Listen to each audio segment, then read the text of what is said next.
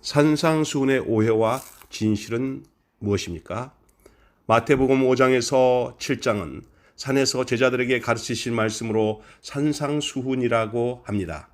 구약에서 구원받은 이스라엘 백성들이 시내산에서 율법을 들었듯이 신약에 예수님께서 율법을 산에서 선포하신 것입니다. 어떤 사람들은 이 산상수훈도 구약의 율법처럼 지켜야 한다고 주장하는 사람들이 있습니다. 산상수훈은 타락한 인간이 지킬 수 있는 말씀이 아닙니다.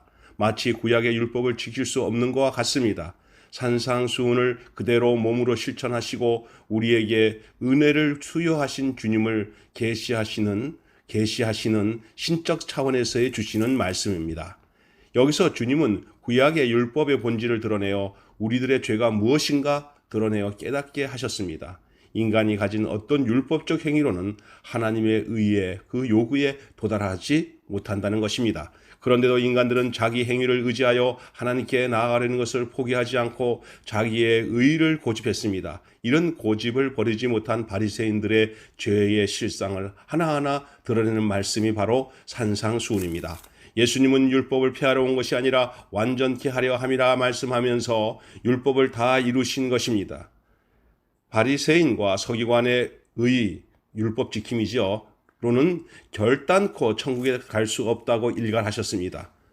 그렇다면 누가 과거 율법을 지킬 수 있습니까? 이 세상에 아무도 없다는 것입니다. 인간의 마음으로 짓는 죄까지 지적하시면서 율법의 참 본질을 하나하나 설명하셨습니다. 그러면서 너희 의를 포기하고 하나님이 주시는 의를 구하면 주신다고 하면서 하늘에 계신 너희 아버지께서 구하면 좋은 것, 바로 성령님이죠, 을 주신다고 하셨습니다.